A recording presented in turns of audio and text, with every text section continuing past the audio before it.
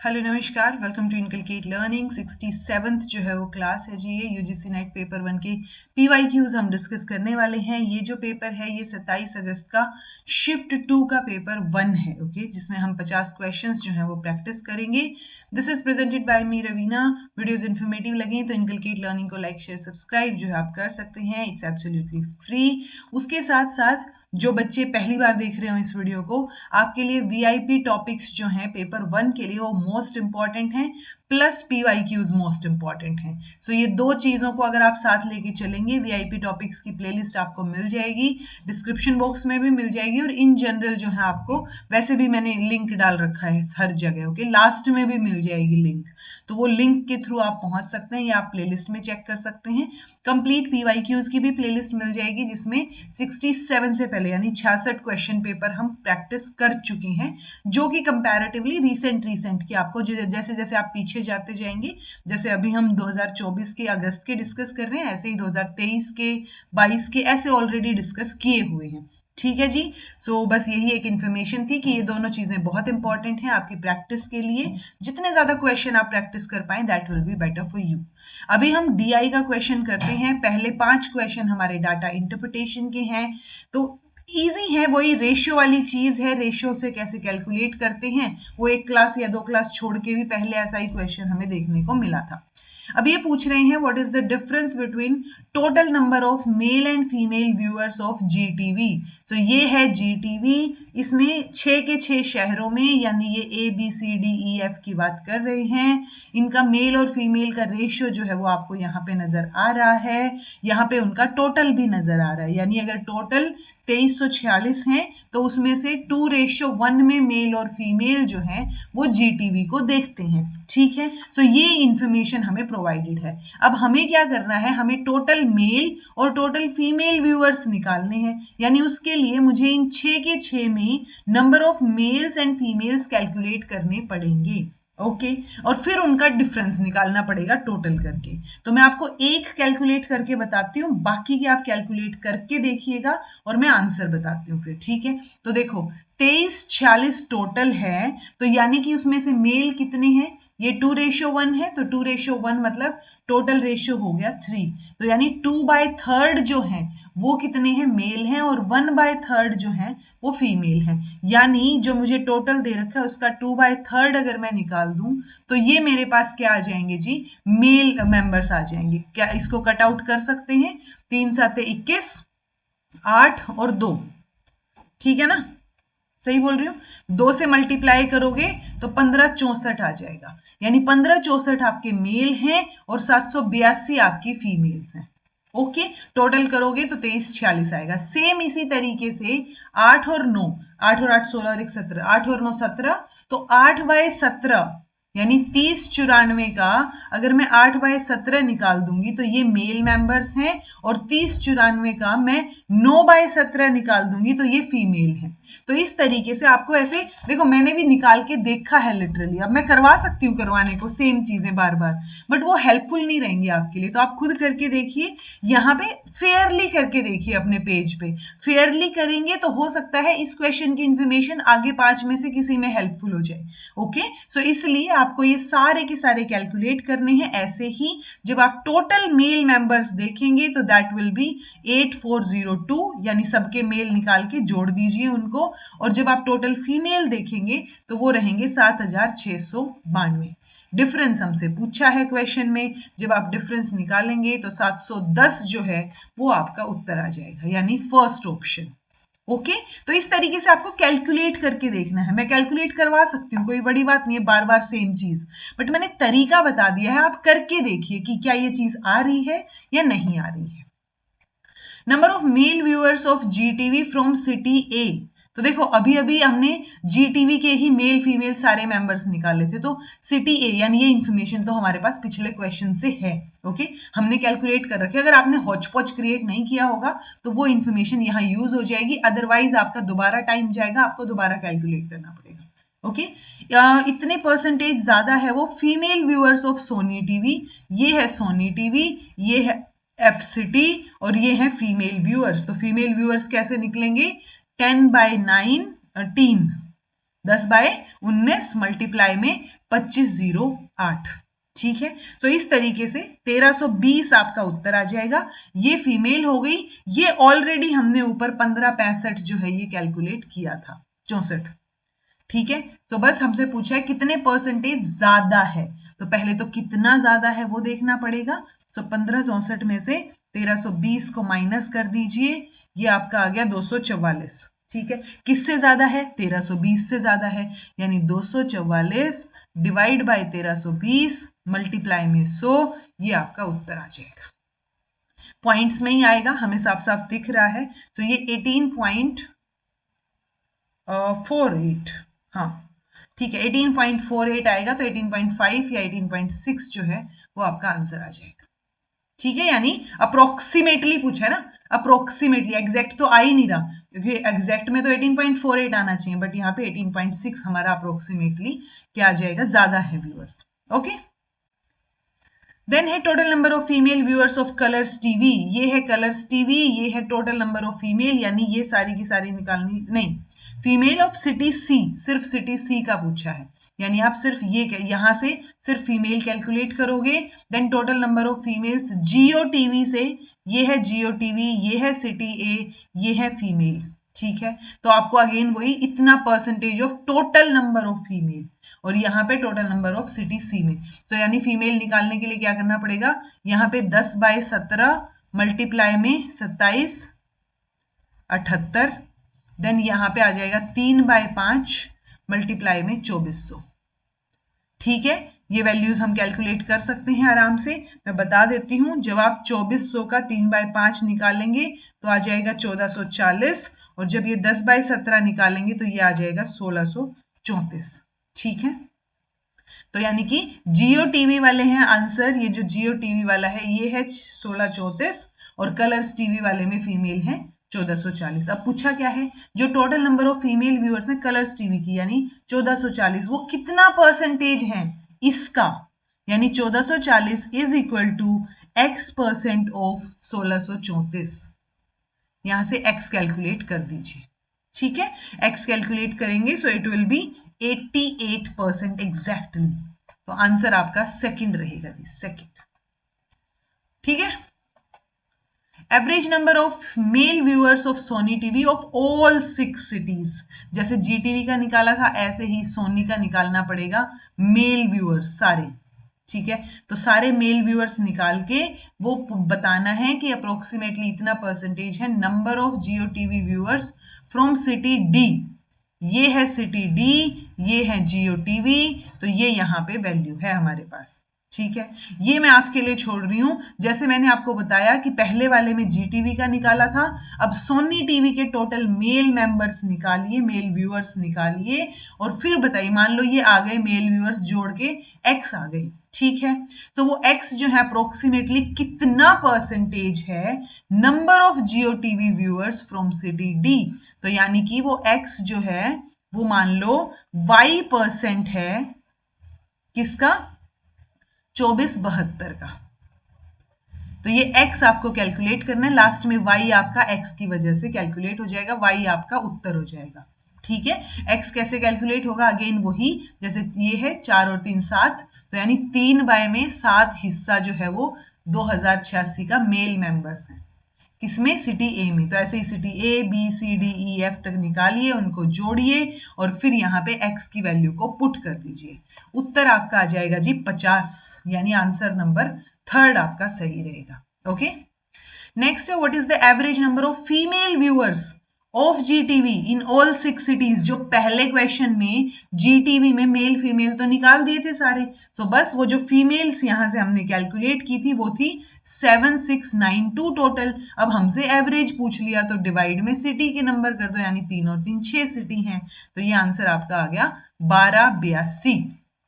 ठीक है, तो ऐसे अगर आपने पहला क्वेश्चन ही हौच पौच में कर दिया होगा या पता ही नहीं आपने कहां से क्या कैलकुलेट किया, तो वो गड़बड़ रहेगी। मुझे ये एक्सपीरियंस है, मैं स्टार्टिंग में इनिशियली करती थी ये चीज, मतलब आप कभी एग्जाम दो या करके देखो घर पे भी, तो भी आप ऐसे हौच पौच सा क्रिएट कर देते हो। आप अगर फेयर तरीके से सोल्व करके देखोगे तो आपके क्वेश्चन जो है वो ज्यादा जल्दी सोल्व होंगे, क्योंकि उसमें आपको पता भी चल जाएगा अगर मिस्टेक हुई तो, कि कहाँ मिस्टेक की है आपने, वरना आपको दोबारा कैलकुलेट करना पड़ेगा सब कुछ। तो मेरी मानिए, जब भी आप डीआई सोल्व करते हैं, घर पे कर रहे हैं, तो एक प्लेन पेपर लेके बैठिए, पेज पेन पेपर। और अगर आप वहां डिपार्टमेंट बोल रही हूँ, अगर आप पेपर एग्जाम हॉल में कर रहे हैं, तब भी जो आपको शीट मिल रही है, एक बिल्कुल ब्लैंक शीट से शुरू कीजिए डीआई को सोल्व करना। ठीक है जी, चलिए। Which of the following is used to measure and monitor air pollution? So air pollution को मेजर या मॉनिटर करने के लिए किस चीज की टेक्निक, कौन सी टेक्निक का यूज करेंगे? रेडार, सोनार, लिडार और सोडार। पहली बात तो आपको इनके बारे में पता होना चाहिए, ठीक है। आंसर लिडार रहेगा, यानी लाइट डिटेक्शन एंड रेंजिंग। तो लाइट डिटेक्शन और रेंजिंग, ये जो कि एक रिमोट सेंसिंग मेथड है, तो हाँ, इसको हम यूज कर सकते हैं एयर पोल्यूशन देखने के लिए। ठीक है, रेडार जो है वो किस लिए यूज किया जाता है यूजुअली? ये रेडियो वेव्स हैं, uses radio waves to determine the distance, direction या रेडिकल वेलोसिटी। देन सोनार जो है उसकी फुल फॉर्म याद रखिए, साउंड नेविगेशन एंड रेंजिंग। ये साउंड वेव्स को नेविगेट करेगा, डिटेक्ट करेगा, और वहां पे वो यूजुअली अंडर वाटर में यूज किया जाता है। सोडार की full form sonic detection and ranging रहेगी, मेट्रोलॉजिकल इंस्ट्रूमेंट है, यूजुअली विंड को या फिर जो है आपके एटमॉस्फेरिक कंडीशन को मेजर करने के लिए यूज किया जाता है। ठीक है, सो एयर पोल्यूशन की जब हम बात कर रहे हैं, तो हम यहाँ पे लिडार जो है वो एक remote light detection and ranging है ना, तो वो वेरिएबल डिस्टेंस पे अर्थ पे कहाँ कितना पोल्यूशन है वो यहाँ पे हम मॉनिटर और मेजर कर सकते हैं। ये फुल फॉर्म्स पता हो, इन चारों के बारे में ये इंफॉर्मेशन पता हो, अब गड़बड़ नहीं होनी चाहिए अगर इनसे रिलेटेड क्वेश्चन आ जाए तो। Which of the following statements are logically equivalent? VIP classes again. तो सम, देखो सम वाले हैं सारे के सारे ना, तो some apes are not intelligent animals, यानी कि ये हमारा AEIO की स्टेटमेंट है ये। ठीक है, नोट की जगह नोन कर दिया, स्टेटमेंट तो सेम ही है, ये भी ओ है और ये दोनों तो इक्विवेलेंट हैं ही हैं। ओके, अब ये जो है आपको तभी समझ आएगा अगर आपको कॉन्ट्रापोजिशन, आपको कन्वर्जन और आपको ओबवर्जन की टेक्निक्स जो है वो आती होंगी। ये कॉन्सेप्ट आपका क्लियर होना जरूरी है लॉजिकल इक्विवेलेंट चीजों को देखने के लिए और इस क्वेश्चन को एग्जैक्टली सही करने के लिए। ओके, अगर आपको पता होगा तो आपको पता होगा कि आंसर बी सी डी आएगा। ये देखो, जब ऐसी कोई स्टेटमेंट हो ओ वाली, तो कॉन्ट्रापोजिशन यानी पी और एस को चेंज कर दो और यहाँ पे नोट, नोट और नोन दोनों जगह नोन लगा दो। ओके, सो ये कॉन्ट्रापोजिशन है। इसका ऑबवर्जन जो है वो क्या रहेगा, सम मतलब नोट की जगह हमने नोन लगा दिया एस और पी में, तो सेम चीज यहाँ पे है। ठीक है, तो ये इसका ऑबवर्जन हो गया एक तरीके से, एंड ये आपका जो है वो कॉन्ट्रापोजिशन हो जाएगा।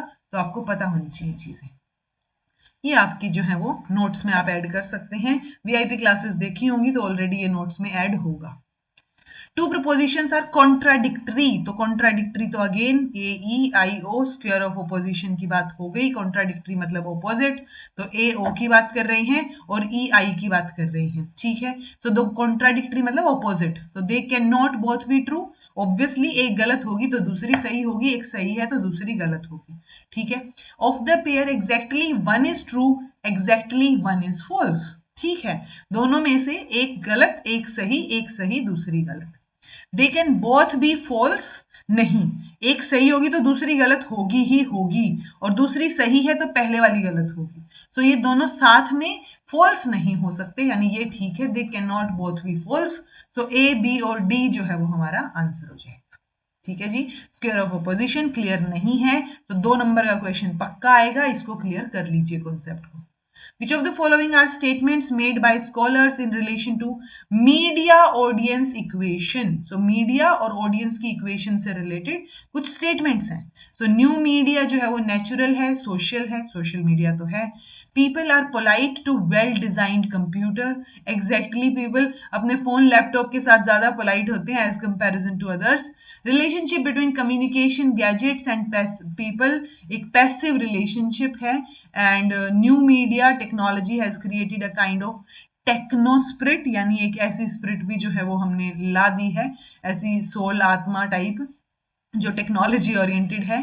ठीक है, the techno media environment is an ideal environment. नहीं जी, ये आइडियल नहीं है, बाकी सारी चीजें देखी जाएंगी। अगर ये आइडियल नहीं है तो आंसर अपना फोर्थ है। ठीक है, ए बी सी डी सारी स्टेटमेंट सही है। Which of the following is arranged in order of decreasing extension? तो decreasing extension, increasing extension, connotation, denotation, decreasing connotation, increasing connotation, इस तरीके की चीजें ऑलरेडी आपको करवा रखी हैं। तो यानी एक्सटेंशन मतलब बढ़ती हुई चीज ना, कि छोटी से शुरू किया बड़ा बड़ा बड़ा, लेकिन उसको डिक्रीज मतलब उल्टा। ठीक है, तो यानी पहले मैथ्स आएगा, मैथ्स में अर्थमेटिक होता है, अर्थमेटिक में नंबर्स होते हैं और उसमें प्राइम नंबर्स होते हैं।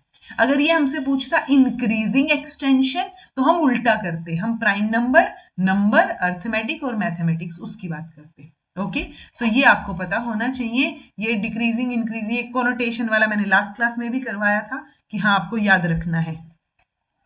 मुईर Central College, Oriental College, University College, Canning College. तो देखो जी, ये इनमें से ऐसा पॉसिबल ही नहीं है कि पीवाईक्यू में कोई एक वर्ड भी ना पढ़ा हो आपने। सो कैनिंग कॉलेज जो है वो लखनऊ आएगा। ठीक है, आंसर अपना सेकंड आएगा। जिसको जो कॉलेज याद हो उस हिसाब से आंसर आपका निकल आएगा। ठीक है, मुईर कॉलेज इलाहाबाद में है, देन आपका oriental college Aligarh, Punjab university में ये यूनिवर्सिटी कॉलेज। ठीक है, एक सर्टेन लैंग्वेज में फ्लाउट को कोड किया है IIRRW, यानी FLOUT IIRRW। तो F के बाद I, ABCDEFGHI, G और H को छोड़ दिया है, यानी F के बाद आप G और H को, नहीं सॉरी क्लिंग करना है ना अपने को, तो क्लिंग CLING। तो C के बाद ABC, D और E को छोड़ दीजिए, F आ जाएगा। ठीक है, अब GHI, JK, J और K छोड़ दिया है, यानी यहाँ पे ABCDEFGHI सेकंड नंबर पे ही है तो I आ जाएगा, जो कि J और K छोड़ के L शो करेगा। ठीक है, अब ABCDEFGHI अगेन J और K को छोड़ दो, L आ जाएगा, देन वापस से इधर N, ये ऐसे आएगा, तो ABCDEFGHI को छोड़ के J आ जाएगा। ठीक है, यानी FILKJ, K आ गया तो L और M छोड़ दो, N आ जाएगा। ठीक है, क्लिंग, तो FILKJ आपका आंसर हो जाएगा फोर्थ।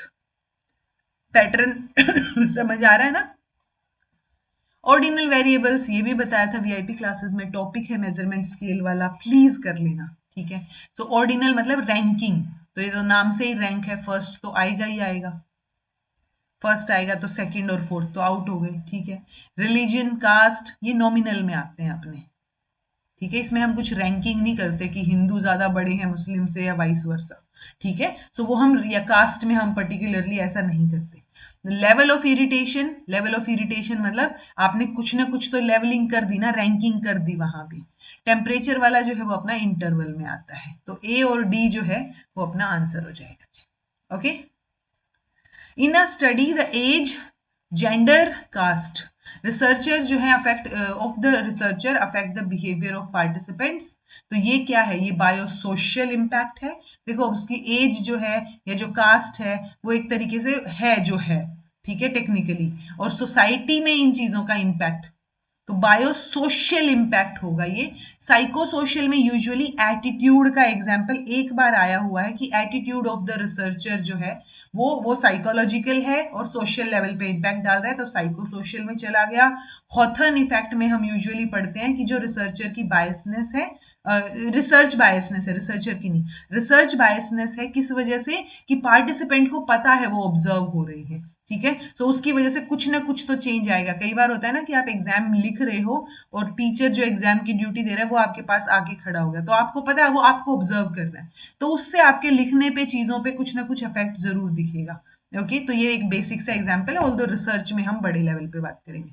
अप्रेजल, अप्रीहेंशन, सो अप्रेजल हो, इवेल्युएशन हो, तो इट्स लाइक आपको जो है वो ऑब्जर्व किया, अगेन वही ऑब्जर्व किया जा रहा है और आपको किसी चीज का डर है, यानी you are in a fear of being evaluated और टेस्टेड। ठीक है, सो वो भी एक रिसर्च डिजाइन के लिए थ्रेट हो सकता है। Disinformation, black propaganda, white propaganda, grey propaganda. तो देखो ये इस तरीके की चीजें कॉमन सेंस से सोल्व होती हैं। डिसइंफॉर्मेशन मतलब फॉल्स इंफॉर्मेशन है, okay. So false information about opposition, ठीक है, तो ये डिसइंफॉर्मेशन हो गई। Transmission of information may be और मे नॉट बी फॉल्स, गलत हो भी सकती है नहीं भी हो सकती, तो ग्रे एरिया हो गया, ठीक है। सो ये ग्रे एरिया वाली चीज भी आपने पकड़ ली तो आंसर आपका ऑलरेडी थर्ड आ गया।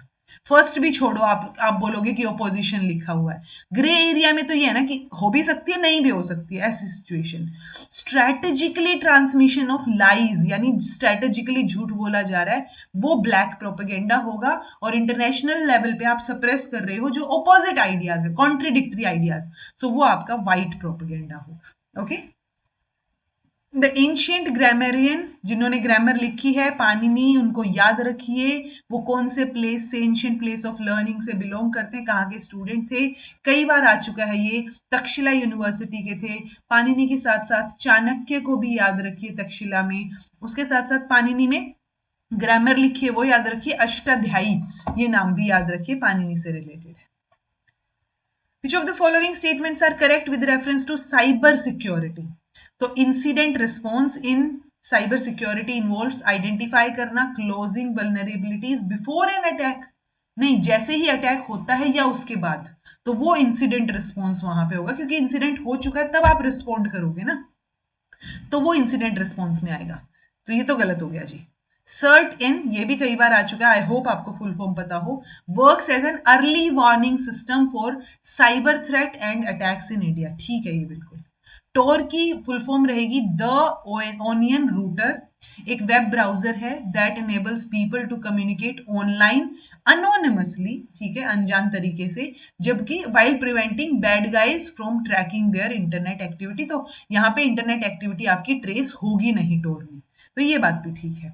एक वर्चुअल पर्सनल नेटवर्क, पर्सनल होता है या प्राइवेट नेटवर्क होता है, ये can help secure the network by encoding the data transmitted. So जो है ये गलत हो गया जी, अपना आंसर जो है वो क्या रहेगा, बी और सी रहेगा। वीपीएन प्रोटेक्ट करता है डाटा को एनक्रिप्ट करके, ये बात आप याद रख सकते हैं। ये I think virtual private network है, सो वो पर्सनल की वजह से ये चीज गलत हो गई, ठीक है। सर्ट इन की फुल फॉर्म याद रखिए, computer emergency response team India, okay. Nodal, national nodal agency है ये, जो भी कंप्यूटर सिक्योरिटी इंसिडेंट्स होते हैं या जब भी होते हैं उनको रिस्पॉन्ड करने के लिए 2004 में एस्टेब्लिश किया गया था। प्राइमरी फंक्शन वही है कि अलर्ट जो है ऑर्गेनाइजेशन को, इंडिविजुअल्स को अलर्ट करती रहेगी साइबर सिक्योरिटी इंसिडेंट्स के बारे में या क्राइम के बारे में, okay.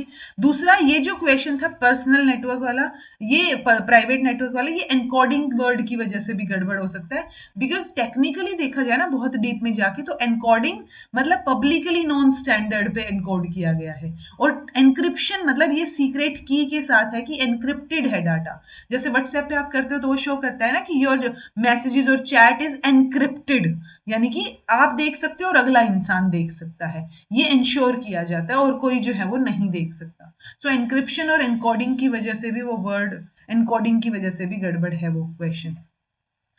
Which of the following research designs would allow systematic elimination of extraneous variable? तो ये भी variables करवा रखे हैं, VIP क्लास में भी एड ऑन कर रखे हैं।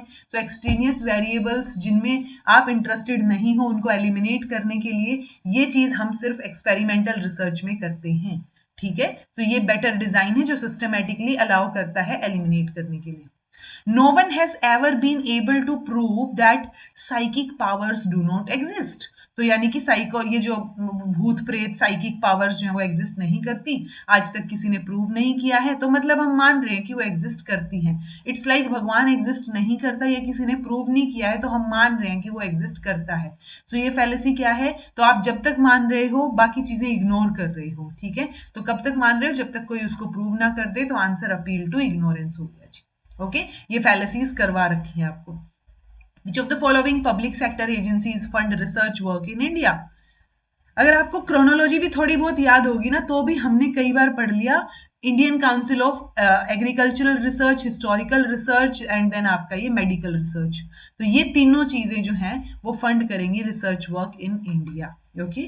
तो ये पॉपुलेशन फाउंडेशन या जो टाटा न्यास है, ये आंसर नहीं होगा, आंसर BCD होगा। ठीक है, तो आपको ये याद हो कि हिस्टोरिकल, हमने फिलोसॉफिकल रिसर्च, हिस्टोरिकल रिसर्च, तो ये सारी चीजें पूछी जाती हैं क्रोनोलॉजी में यूजुअली, तो आपको फुल फॉर्म तो वैसे भी पता होनी चाहिए इनकी।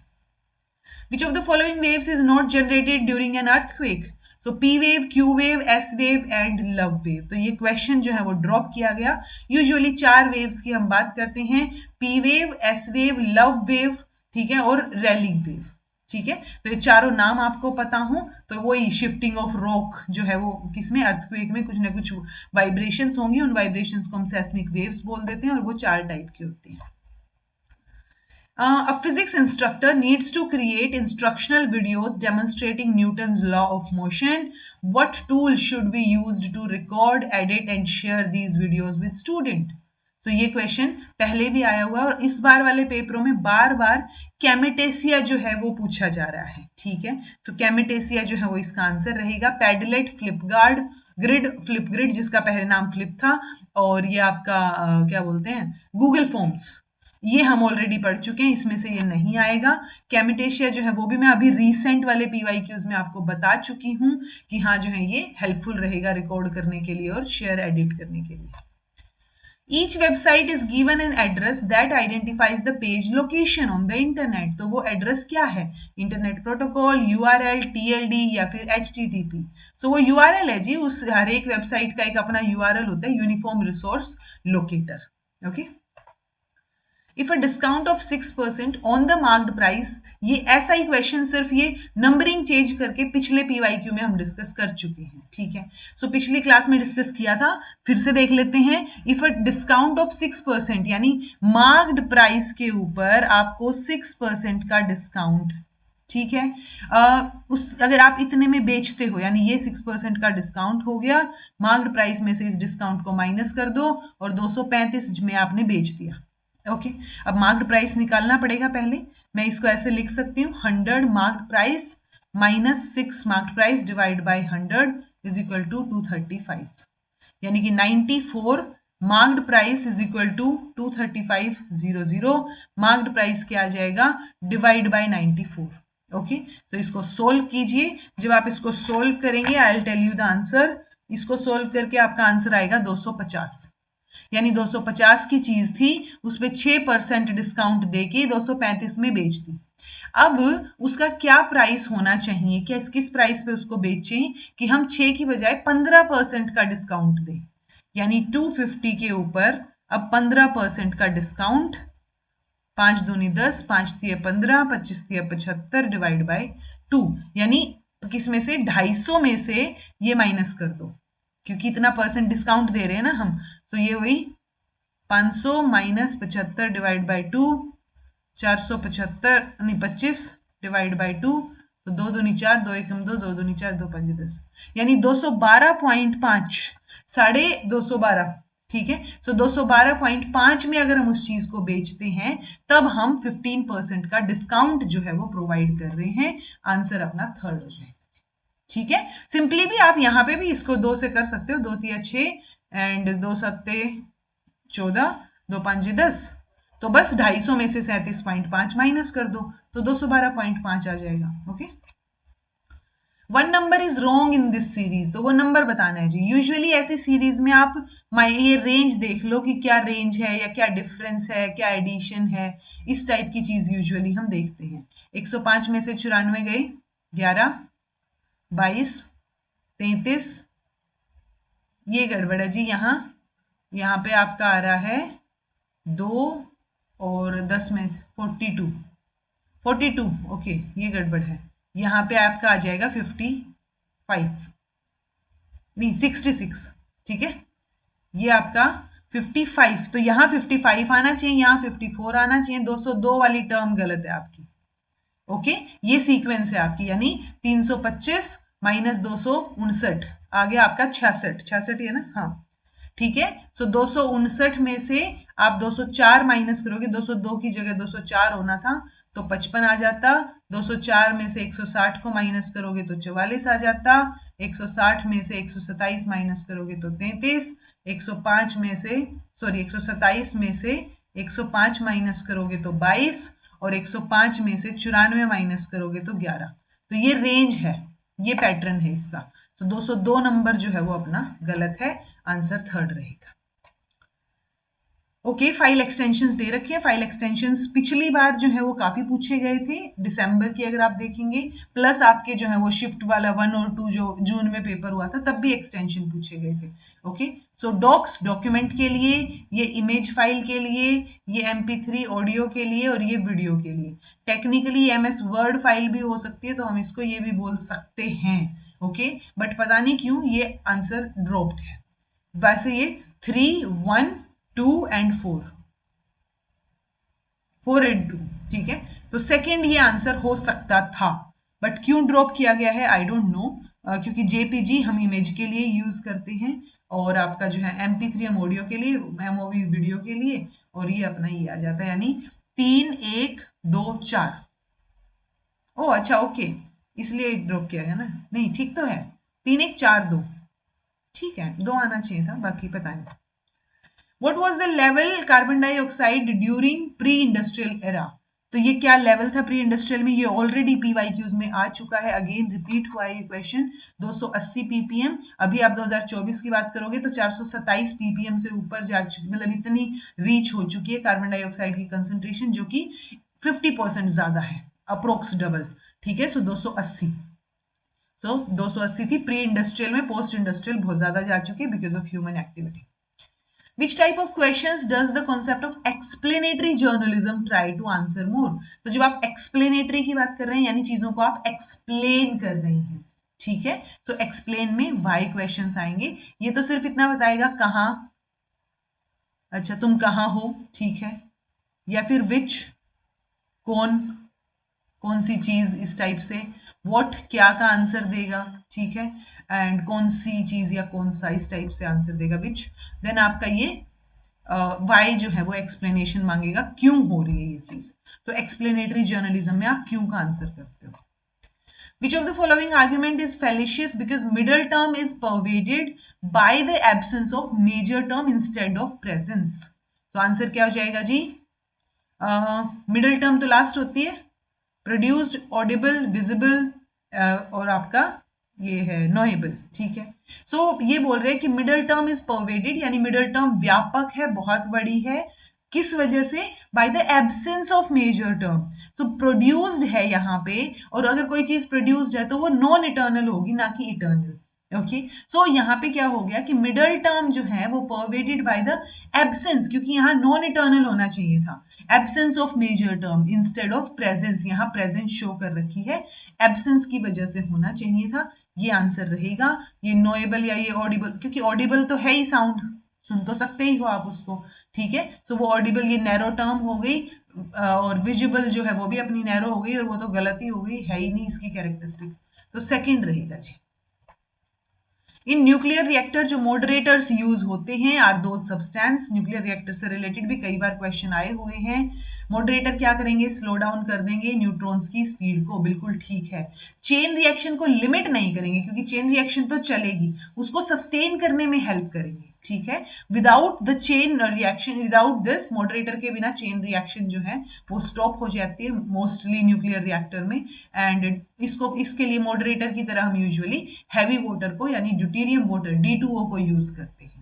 ओके, तो लिमिट नहीं करेगा ये इसको, यानी बी नहीं होगा, ऑप्शन में ACDE अपना सही है जी। Which among the following research designs are likely to suffer from the problem of sample attrition? तो सैंपल एट्रीशन क्या होता है कि सैंपल यानी जहां जिस जो आपकी सैंपलिंग है, जो लोग आपने लिए हैं डाटा कलेक्शन के लिए, उसमें से मोर्टेलिटी रेट होना, यानी या तो वो छोड़ के चला जाए, या वो वहां से कहीं, मान लो आप बच्चों का स्कूल में डाटा कलेक्ट कर रहे हो और किसी के पापा या मम्मी का ट्रांसफर हो गया, वो बच्चा वो स्कूल छोड़ के ही चला गया, तो आपके लिए तो वो जो सब्जेक्ट था वो चला गया ना, तो वो प्रॉब्लम क्रिएट कौन कौन से डिजाइन में हो सकती है। तो देखो क्रॉस सेक्शनल में तो हम एक ही बार डाटा कलेक्ट करते हैं, हो सकता है हमने डाटा कलेक्ट किया तब वो था, बाद में नहीं है, क्या फर्क पड़ता है। तो क्रॉस सेक्शनल में ये अफेक्ट नहीं करेगा। लॉन्गिट्यूडनल स्टडीज में हम बार बार डाटा कलेक्ट करते हैं, बार बार ऑब्जर्वेशन करते हैं, तो अब दोबारा ऑब्जर्वेशन के लिए वो बच्चा है ही नहीं। सेम पैनल और कोहर्ट स्टडीज में होगा, क्योंकि हम इसके अंदर बाद तक स्टडी करते हैं, इट्स लाइक थोड़ा सा लॉन्ग टर्म स्टडीज या बार बार डाटा कलेक्शन इसमें होता है। सो BCD जो है वो अफेक्ट होंगे अगर हम सैंपल एट्रीशन की या सैंपल सब्जेक्ट मोर्टेलिटी की बात करेंगे। Okay, identify the correct chronological order of the following inventions, तो इसमें भी आपको कुछ हार्ड एंड फास्ट करने की जरूरत नहीं, कॉमन सेंस की जरूरत है। सबको पता है टेलीग्राफ सबसे पहले आया था, सो बी अगर पता है आपको तो सबसे पहले टेलीग्राफ, आंसर ही आपका सेकंड आ गया, दैट्स इट। ओके, सो पहले टेलीग्राफ, देन आपका टेलीफोन आया, फिर आपका फोनोग्राफ आया, फिर आपका केबल टीवी आया, और उसके बाद लास्ट में जाके MP3 MP4 ये चीजें आई। In a situation where a researcher wants to test whether the population mean is lower than some hypothesized value, तो researcher क्या करेगा? तो देखो ये हमारा नॉर्मल प्रोबेबिलिटी कर्व होता है। अगर हम लोअर की बात करते हैं तो हम लेफ्ट टेल्ड टेस्ट की बात कर रहे हैं, अगर हम सिर्फ हायर की बात करते तो हम राइट टेल्ड की बात करते। पॉपुलेशन मीन का कोई डिफरेंस नहीं है, नल हाइपोथेसिस अगर ले आते तो वो आपका नॉन डायरेक्शनल हो जाता, ठीक है। तो इसलिए लेफ्ट और राइट वाले जो है वो वन टेल टू टेल वाली सिचुएशन ही हो गई। अब वन टेल में ये दो चीजें आ गई कि सिर्फ लेफ्ट टेल्ड या सिर्फ right tailed. Okay, so answer आपका लेफ्ट टेल्ड हो जाएगा जी, क्योंकि आप लोअर देन की बात कर रहे हो। मीन से लोअर वो लेफ्ट में होते हैं और राइट में हमारे हायर होते हैं, अपन जब इसकी बात करते हैं अपने नॉर्मल प्रोबेबिलिटी कर्व की।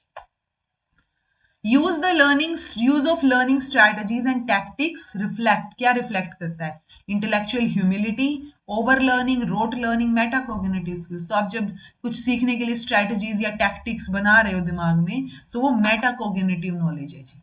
Okay, which of the following are explanations of the pedagogical dilemmas of teachers in practice of constructivism? तो जो पेडागोजिकल डिलेमा होते हैं टीचर के दिमाग में या उसमें, तो वो क्या है, उस चीज को कंस्ट्रक्टिविज्म में जब आप प्रैक्टिस करते हो तो वो एक्सप्लेनेशंस यहां मेंशन है। To develop a more in depth knowledge of subject matter, ठीक है, आप जो है ज्यादा बेटर नॉलेज डेवलप करें अपने सब्जेक्ट से रिलेटेड। नए आइडियाज को आप for discussion and participatory work in the class, तो पार्टिसिपेट करवाएं, मैनेज करें नए आइडियाज को डिस्कशन के लिए। रिस्पेक्टिंग स्टूडेंट्स अटेम्प्ट, स्टूडेंट का अटेम्प्ट जो है सोचने से रिलेटेड, तो उसको जो है क्या किया जाए, रिस्पेक्ट किया जाए। Remaining faithful to accepted thematic ideas. Proficiency होनी चाहिए in the art of facilitation, यानी आप जो है फैसिलिटेट करें बीच बीच में, उसमें आप प्रोफिशिएंट हो। Dealing with accountability issues with various stakeholders, तो देखो वेरियस स्टेक होल्डर्स में हम यूजुअली टीचर को स्टूडेंट के साथ की बात कर रहे हैं, क्योंकि हम कंस्ट्रक्टिविज्म यानी विद इन द क्लासरूम या पढ़ाने के से रिलेटेड बात कर रहे हैं। सो इसमें हम जो बाकी स्टेक होल्डर्स हैं उनके साथ अकाउंटेबिलिटी इश्यूज वो डील करना जो है वो यहाँ पे नहीं आएगा। ओके, तो आंसर अपना ABCD आ जाएगा। वेब 2.0, तो वेब 1.0 से लेके 5.0 तक मैंने आपको बताया था कि कर लेना क्या होते हैं, करवा रखे हैं मैंने ICT में। So a second generation of internet can be described as, तो सेकंड जनरेशन में तो सोशल मीडिया आता है, तो एक बार देख लेते हैं। ये देखो, a software package developed by Microsoft and available at discount to teachers. Okay, an approach to the internet in which users can share thoughts, opinion, ideas in a free and open forum, जैसे blogs, Wikipedia, podcast, ये हो गया ना social media. Approach to the internet in which websites and apps can process information in a smart, तो ये तो वो बड़े लेवल की बात होगी थोड़ी सी, जब आप ह्यूमन वे वो होता है ना ह्यूमन लाइक वे कि टेक्नोलॉजी वैसे काम कर रही है, तो some sort of artificial intelligence की बात होगी। Faster internet for big business, ये क्या मतलब हुआ? तो ये अपना सेकंड आएगा जी। सोशल मीडिया वेब 2.0 तो याद रखो कम से कम, ये तो बार बार आता है कि किससे रिलेटेड है, सोशल मीडिया से रिलेटेड है। Second answer. In an examination a student gets 4 marks for each correct answer, 1 mark उसका चला जाता है गलत आंसर पे। स्टूडेंट ने सारे के सारे 200 क्वेश्चंस अटेम्प्ट किए हैं, 400 नंबर उसके आए हैं, तो टोटल आंसर उसके सही कितने हैं? तो ये तो हम रिवर्स से भी सोल्व कर सकते हैं, जल्दी सोल्व होगा। अगर उसने 60 क्वेश्चन सही किए हैं यानी कि उसने 140 क्वेश्चन गलत किए हैं, तो 60 सही का 6 चौके 24, 240 नंबर आए, लेकिन उसमें से 140 चले गए, तो बचे कितने? 100 ही नंबर तो बचे, लेकिन अपने पास तो 400 नंबर है, तो 60 तो नहीं आएगा, ठीक है। देन है 100, अगर उसके 100 क्वेश्चंस सही हैं तो 200 में से 100 सही होना यानी कि 400 नंबर आ गए, लेकिन 100 गलत भी तो हैं, तो -100 करेंगे तो 300 नंबर, बट अपने पास कितने? 400, तो ये भी गलत हो गया। अगर उसके 120 क्वेश्चन सही हैं तो 12 चौके 48, 480। अगर 120 सही है तो 80 गलत हो गए, तो 80 माइनस कर देंगे तो 400 नंबर आ गए, ये ठीक है जी। अगर उसके 150 सही हुए होते तो 15 चौके 15 दूनी 30, 15 तिया 45, 15 चौके 60, तो यानी उसके 600 नंबर आए 150 के हिसाब से, और 50 क्वेश्चन गलत हैं, तो 550 टोटल नंबर हो गए उसके। बट यहाँ तो 400 है, तो आंसर अपना थर्ड आ जाएगा जी। 120 क्वेश्चन उसने सही किए हैं। Okay. Declarative memory, procedural memory, episodic memory, semantic memory, ये सारे लॉन्ग टर्म मेमोरी के टाइप्स हैं, करवा रखे हैं कई बार, ठीक है, अब पीवाईक्यूज में भी, वीआईपी क्लासेस में भी। So recall the information about where and when of life event, तो आप कोई एपिसोड याद कर रहे हो सम सॉर्ट ऑफ, सो ये आना चाहिए सी का, ठीक है। वैसे तो यहीं से सोल्व हो जाएगा, बट स्टिल अगर जनरल नॉलेज, फैक्चुअल नॉलेज की बात कर रहे हो तो that will be semantic. Then conscious collection of information, तो ये आपका जो है वो क्या आ जाएगा, डेक्लेरेटिव, ठीक है। नॉलेज जिसमें स्किल्स या कॉग्निटिव ऑपरेशंस की बात हो रही है, वो प्रॉपर प्रोसीजर की बात हो रही है, तो आंसर अपना सेकंड आ जाएगा। ओके। देन है स्वयं प्रभा के चैनल्स, कई बार बता रखे हैं आएंगे ही आएंगे, एटलीस्ट पहले 10 चैनल तो याद रखो। तो वो पहले 10 में से ही बहुत बार पूछा जाता है, आपको याद होंगे तो आपका आंसर थर्ड आ जाएगा, अदरवाइज नहीं आएगा। ये 10 के 10 याद रखने को बोला है आपको। ये 10 के 10 सीईसी न्यू दिल्ली मैनेज करता है, ये इंफॉर्मेशन भी कई बार आई हुई है। और ये कौन सा चैनल नंबर कौन सा है प्लस कौन सी थीम से रिलेटेड है, ये दोनों क्वेश्चन भी कई बार आते हैं। ओके, तो एटलीस्ट पता होने चाहिए आपको। 6 पंप हैं, 12 घंटे काम कर रहे हैं दिन में, एक टैंक को 15 दिन में खाली कर रहे हैं। To empty the tank 9 days, 8 pump काम कर रहे हैं, तो कितने घंटे काम कर रहे हैं? अगेन वर्क एफिशिएंसी का क्वेश्चन है। तो 6 into 12 into 15 is equal to 9 दिन 8 पंप, और कितने टाइम तक वो काम करेंगे वो बताना है। तो बस ये 9 और 8 इधर ले आओ, तो 9 इंटू 8, 3 या 9, 3 दूनी 6, 2 चौके 8, 4 तिये 12, 3 से 3 कट, और 15, यानी 15 आवर्स काम करना पड़ेगा। आंसर 15 आना चाहिए, लेकिन इन्होंने इसको भी ड्रॉप कर रखा है, whatever the reason is. But पिछली बार जो पिछले पीवाईक्यू में अपना ये सेम ऐसा ही क्वेश्चन था, तो वहां पे वो ठीक था, तो ये भी ठीक है, आंसर थर्ड रहेगा। Semiotic study of Charles Peirce is dash in its approach, तो सिमायोटिक क्या है? साइन की स्टडी, SIGN, ठीक है। यूजुअली स्टडी ऑफ साइन जो है वो सिमायोटिक स्टडी बोलते हैं। सो ये एक्सपेरिमेंटल है, हिस्टोरिकल है, क्वासी लीगल है, या क्वासी साइंटिफिक है।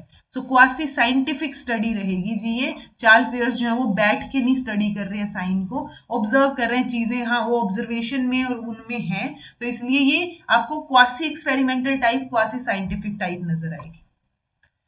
असेंडिंग ऑर्डर में आपको बताना है जब आप इन नंबर्स को डेसिमल में कन्वर्ट कर दोगे। ओके, ये क्वेश्चन कई बार कन्वर्जन वाला करवा रखा है। जैसे 4 बेस है, तो 4 0, 4 1 और 4 2, यानी इसका मतलब हो गया 1, 4 एकम 4, 4 चौके 16। यहाँ वैल्यूज रख दो, मल्टीप्लाई कर दो, मल्टीप्लाई करोगे तो 16 दूनी 32, 4 0 0, 3 एकम 3, इनको जोड़ दो, यानी कि कितना आ गया? 3 और 2 5, 35 आ गया जी इसका तो डेसिमल में, ठीक है। सेम चीज इनके साथ करनी है। मान लो ये वाले के साथ कर रहे हैं हम, 2 वाले के साथ, तो 2 1 2 3, कितने हैं यहाँ पे? 3 और 3 6 है ना, तो हम 4 और 5 यहाँ तक जा सकते हैं, ठीक है। सो 2 0 0 मतलब 2 की पावर 0 मतलब 1, तो ये 2 एकम 2, 2 दूनी 4, 4 दूनी 8, 8 दूनी 16, 16 दूनी 32। ओके, अब वैल्यूज रख दो, तो ये पहली है, ये भी पहली, तो 32 एकम 32, और ये आपका 1 इंटू 1, तो 33 आ गया जी। तो ये आपका आ गया 33। 114, 5 का 5 0, 5 का 1, 5 का 2, ठीक है, यानी 5, ये 1 आ गया, 5 एकम 5, 5 5 25, 114 है, तो ये ऐसे लिखा जाएगा, यानी 25 एकम 25 प्लस 5 प्लस 4, तो 5 और 30 34, ये 34 आ गया। देन 3 की, 3 0, 3 का 1, 3 का 2, 3 का 3, यानी 1 3, 3 तिया 9, 9 तिया 27। वैल्यू क्या है? 2 1 0 1, तो 27 एकम 27, 9 का 0 के साथ मल्टीप्लाई 0, 3 एकम 3 और 2 एकम 2, तो ये क्या हो गया? 30 और 2 32, तो 32 33 34 35 ये उत्तर आया है। टेक्निकली हमें असेंडिंग ऑर्डर में बताना है, तो पहले 32 वाला आएगा, यानी पहले डी, देन बी, देन सी, देन ए, डी बी सी ए, फर्स्ट आंसर। ठीक है जी, बिल्कुल ठीक है, फर्स्ट आएगा, ठीक है, फर्स्ट आंसर आ गया। सारा कैलकुलेट करके बता दिया है, अब तो कन्वर्जन गलत नहीं होना चाहिए। Okay, One of the major recommendation of National Education Policy 2020 is the establishment of science universities, autonomous colleges, technology clubs और higher education institution clusters. किसके लिए? For restructuring higher education in India. तो देखो इन्होंने ऑटोनमस कॉलेजेस की भी बात की है और क्लस्टर्स की भी बात की जिसमें ये मल्टी डिसिप्लिनरी यूनिवर्सिटीज और इंस्टीट्यूशंस की बात करते हैं. तो सेकंड और फोर्थ दोनों को ही सही जो है वो माना गया है. Okay. Major initiative of central government in the field of higher education in 10th 5-year plan. So 10th 5-year plan 2002 से 2007 तक आपको देखने को मिला था. अगर आपको कुछ भी नहीं पता तो एक बार पढ़ के देख लेते हैं स्टेटमेंट, क्या पता कोई अजीब सी स्टेटमेंट लगे जो गलत हो. Establishment of 14 world class universities, diversion of funds to private universities. देखो हम प्राइवेटाइजेशन की तरफ अभी तक तो नहीं गए हैं, तो 10th 5-year प्लान में तो कहाँ ही जाएंगे. Strengthening science based higher education, ठीक है, sounds good. Research in universities को भी स्ट्रेंथन करना, काउंसिल्स को रीस्ट्रक्चर कर देना या फिर फाइनेंशियल एड प्रोवाइड करना universities and colleges in excluded state. तो हाँ, एक्सक्लूडेड स्टेट के लिए तो अच्छी बात है कि हम उनको दे दें. तो यानी कि ए सही है, सी भी सही साउंड कर रहा है और तीन ही ऑप्शन हमें सिलेक्ट करने हैं. सो ए, सी और ई जो है वो सही है जी अपना. ठीक है, बी तो गलत है ही, ए सही है. तो उस हिसाब से आपका आंसर सेकंड आ जाएगा, only ACE. Radioactivity in drinking water can be caused due to pressure of naturally and anthropogenically occurring radio nuclides.